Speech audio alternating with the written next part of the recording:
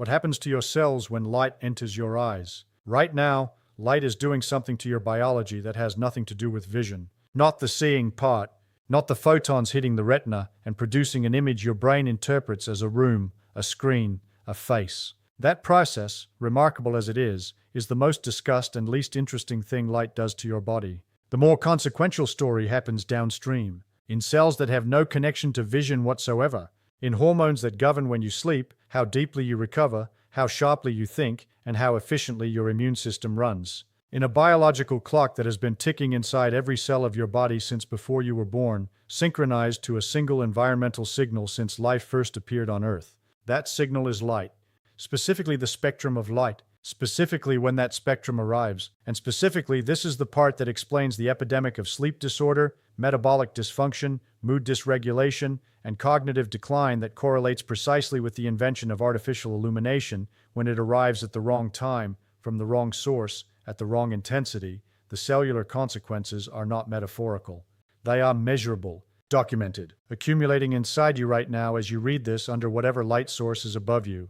The researcher who established the mechanism was not a sleep scientist. He was an ophthalmologist studying blindness. And what he found in 2001 changed the fundamental understanding of what eyes are actually for. David Berson, Brown University. He was investigating why blind patients with no functional rod or cone photoreceptors, patients with no visual capacity whatsoever, still entrained their circadian rhythms to the light-dark cycle, still had cortisol that peaked in the morning, still had melatonin that rose at night, still had body temperature that cycled predictably across 24 hours. Blind, no vision. Perfectly synchronized biological clocks.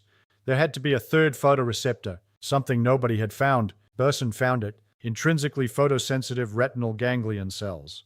ipRGCs, a separate class of light-sensing cells in the retina, anatomically distinct from rods and cones, maximally sensitive to a specific wavelength of light, 480 nanometers, the blue-cyan range of the visible spectrum, and connected not to the visual cortex but directly to the suprachiasmatic nucleus of the hypothalamus. The master clock, the cellular timekeeper that coordinates every biological rhythm in the human body. These cells do not help you see. They tell every cell in your body what time it is. And that distinction between light as visual input and light as temporal signal is the distinction that changes everything about how to think about the light you live in. The suprachiasmatic nucleus is a structure the size of a grain of rice sitting directly above the optic chiasm in the hypothalamus. It contains approximately 20,000 neurons. Those neurons fire in a self-sustaining oscillating pattern, a molecular clock driven by interlocking feedback loops of gene expression with a natural period of approximately 24.2 hours, close to 24, not exactly 24. That 0.2-hour discrepancy matters enormously. Without external synchronization, the internal clock drifts, slightly later each day, accumulating across weeks until the body is trying to sleep at noon and wake at midnight. The mechanism that prevents this drift, the mechanism that resets the clock to exactly 24 hours every single day, is light hitting the ipRGCs in the first hour after waking. This is the first mechanism, and it is the most consequential one, and almost nobody does it correctly. Morning light exposure to the ipRGCs sends a timed signal through the retino-hypothalamic tract to the suprachiasmatic nucleus. This is when the day begins. The SCN uses that signal as its daily reset. It then coordinates every downstream hormonal and cellular rhythm, cortisol release, core body temperature rise, digestive enzyme secretion, immune cell activity, DNA repair enzyme expression, to the correct phase relationship with the external day. The cortisol awakening response, the sharp spike in cortisol that occurs in the first 30 minutes after waking, is not primarily driven by the alarm clock.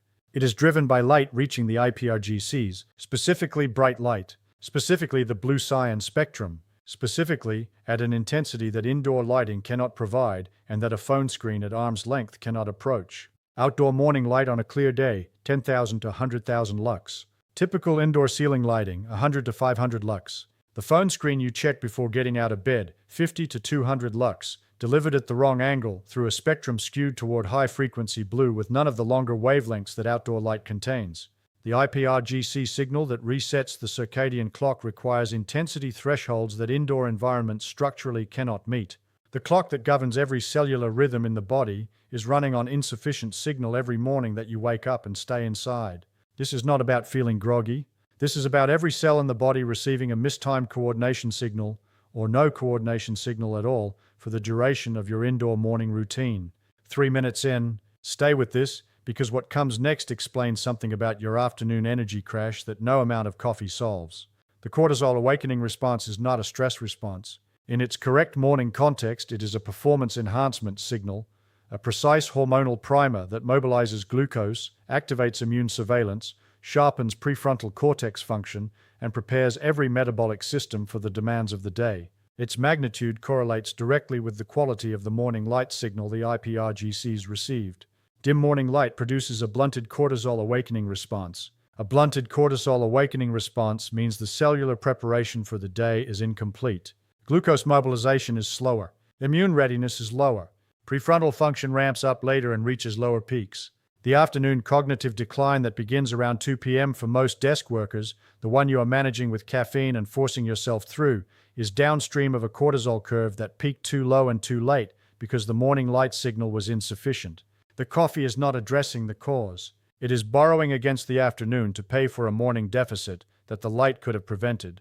The solution, and it is so structurally simple that it feels insufficient given the complexity of the mechanism, is outdoor light exposure within 30 to 60 minutes of waking for a minimum of 10 minutes without sunglasses. No specific staring at the sun. No protocol. Just eyes open in outdoor light.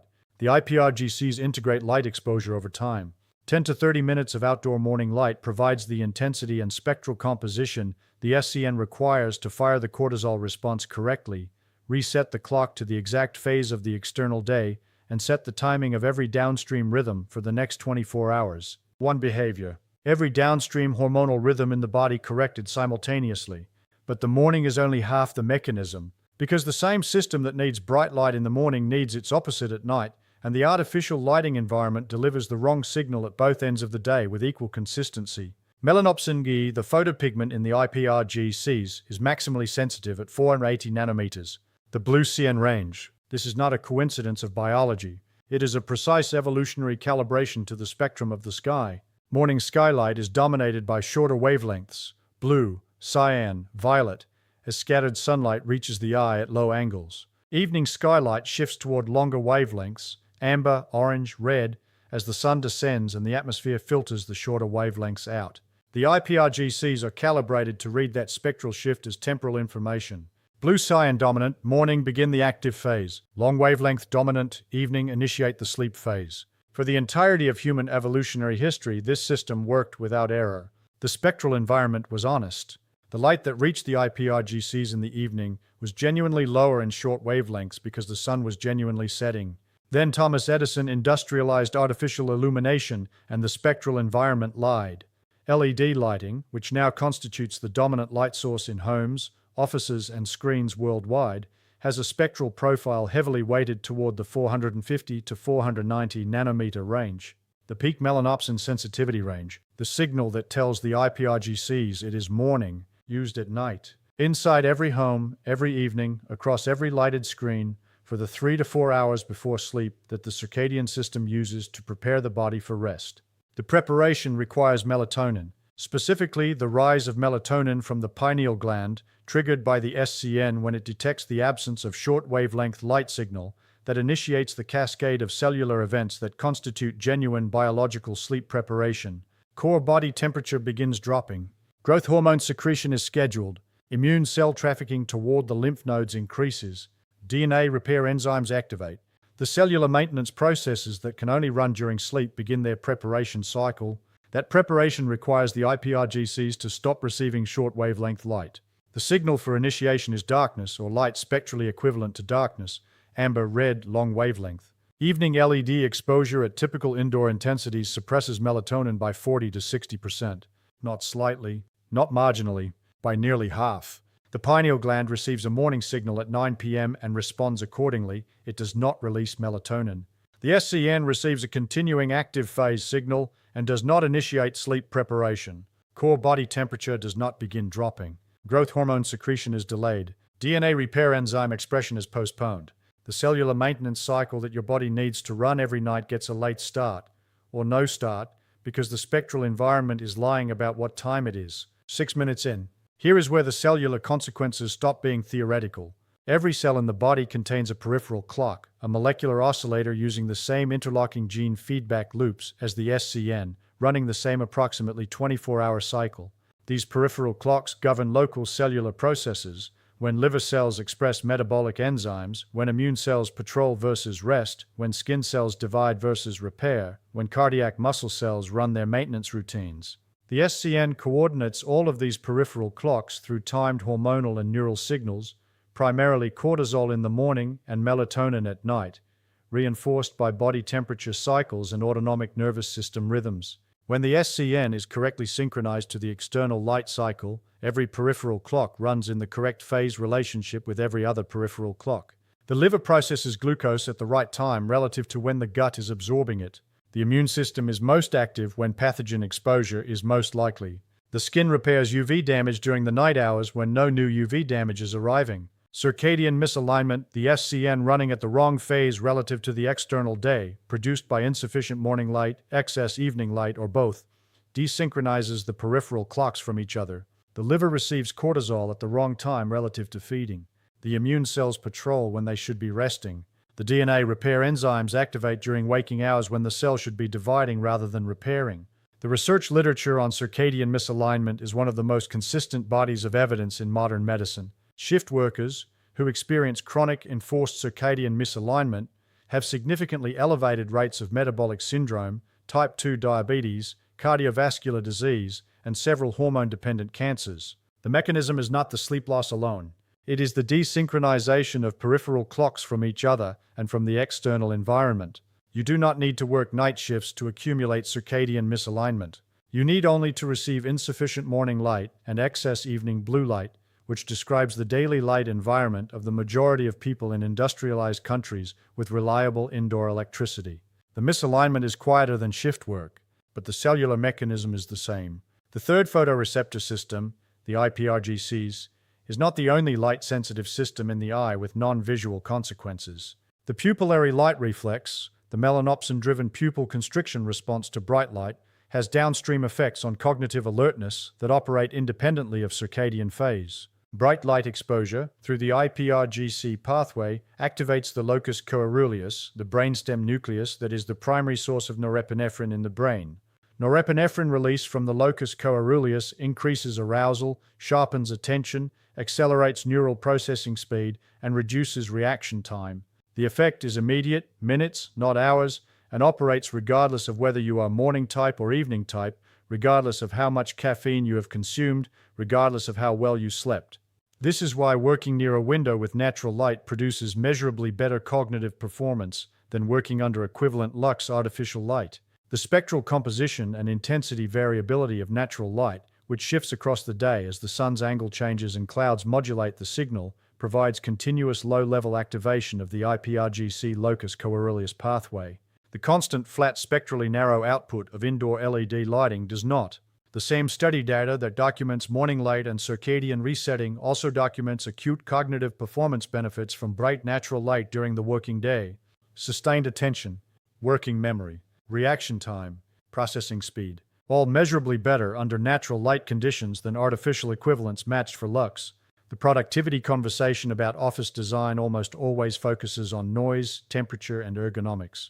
Light spectrum and intensity receive secondary attention despite representing the most directly modifiable variable in cognitive performance available without pharmaceutical intervention. 9 minutes. What comes next is the skin, and the mechanism operating there that almost no discussion of light biology includes. The skin is the largest organ in the human body and the only one with direct interface with the full solar spectrum.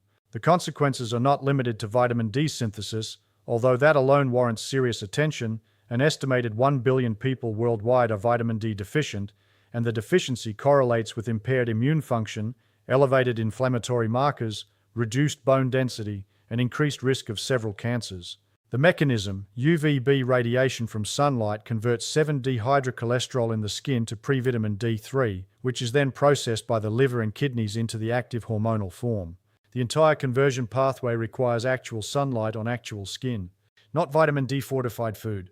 Not a supplement that approximates but does not fully replicate the hormonal cascade, not light through glass, which filters UVB completely, But the vitamin D pathway is the beginning of skin's relationship with light, not the entirety of it. Ultraviolet light exposure triggers the local production of beta-endorphin in keratinocytes, the primary cells of the outer skin layer. Beta-endorphin is the same opioid peptide produced during exercise, responsible for the mood elevation associated with physical exertion. Skin exposure to UV produces a mild, localized endorphin response that contributes directly to the mood benefits of sunlight that people report experientially but cannot account for intellectually. It is not the warmth alone. It is not the vitamin D, it is opiate peptides produced in the skin in response to ultraviolet photon absorption. Nitric oxide is released from the skin during UVA exposure, a separate mechanism from the UVB vitamin D pathway, operating across a different wavelength range. Nitric oxide released from skin stores into the bloodstream produces immediate vasodilation,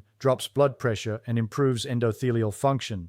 A single 30-minute session of full-body sunlight exposure produces a measurable blood pressure reduction through this mechanism. The cardiovascular benefit of sunlight is not indirect through vitamin D and inflammation. Part of it is direct, immediate, and mediated by nitric oxide from the skin entering the circulation within minutes of UV exposure. The most underappreciated light biology interaction in the research literature involves near-infrared radiation, the portion of the solar spectrum beyond the red visible range, between approximately 700 and 1,400 nanometers, and its direct effect on mitochondrial function. Mitochondria, the cellular structures responsible for producing ATP, the energy currency every cell uses for every function, contain a protein complex called cytochrome C oxidase. This complex is the terminal enzyme in the electron transport chain, the final step in the process that converts oxygen and glucose into ATP. Cytochrome C oxidase has a specific absorption peak in the near-infrared range. When near-infrared photons are absorbed by cytochrome C oxidase, the enzyme's efficiency increases. ATP production accelerates. Mitochondrial membrane potential stabilizes. Reactive oxygen species production, the metabolic byproduct of energy generation that damages cellular structures over time, decreases. Natural outdoor sunlight contains near-infrared radiation in significant quantities. Approximately 40% of the total solar spectrum is near-infrared. Indoor artificial lighting contains essentially none. LED, fluorescent, and incandescent sources optimized for visible light output do not produce meaningful near-infrared emission. Every hour spent exclusively under artificial lighting is an hour during which the cytochrome C oxidase pathway receives no near-infrared activation. Mitochondrial efficiency is not optimized. ATP production runs at below peak capacity. Reactive oxygen species accumulation proceeds at above baseline rates. The mitochondrial near-infrared pathway explains a phenomenon that circadian biology alone does not. Why people who spend significant time outdoors in natural light report energy levels and cognitive clarity that indoor matched controls do not, even when sleep quality and duration are equivalent. The difference is not entirely circadian. Part of it is real-time mitochondrial optimization occurring in every cell with sun exposure, running continuously as long as the light is present. 12 minutes. Here is where everything above converges and where the intervention becomes specific. The practical implications of 5 separate light biology mechanisms, ipRGC circadian resetting, melanopsin-driven melatonin suppression, locus coeruleus cognitive activation, skin photochemistry, and mitochondrial near-infrared stimulation, resolve into a remarkably coherent daily protocol that requires no equipment, no supplements, and no modification of anything except when and where you are exposed to light. Morning. Within 30 to 60 minutes of waking, outside without sunglasses, 10 to 30 minutes minimum. The goal is not intensity measurement or precise timing. The goal is outdoor light reaching the ipRGCs at the correct angle and spectrum before the artificial indoor environment becomes the dominant signal. Overcast days still provide 10 to 50 times more lux than indoor lighting. The ipRGC response is sufficient even through cloud cover. This is the single highest leverage light behavior available because it sets every downstream hormone and cellular rhythm for the following 24 hours.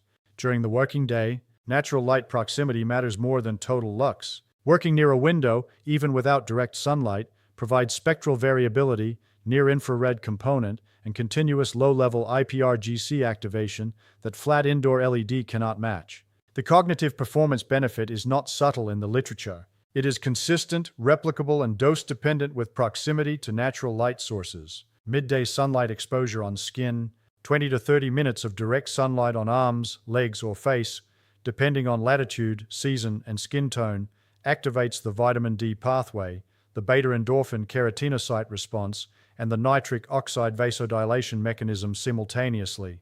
The skin benefits are maximized at solar noon when UVB intensity is highest. 15 minutes at noon provides more vitamin D precursor activation than an hour in early morning or late afternoon. Evening. This is where the behavior change requires the most deliberate reversal of default habits. In the 2 to 3 hours before intended sleep, the spectral environment should shift toward long wavelengths. Dimmer light. Warmer color temperature, the amber-orange range that the circadian system reads as equivalent to sunset. Blue light filtering glasses block the 450 to 490 nanometer range that maximally activates melanopsin and suppress melatonin.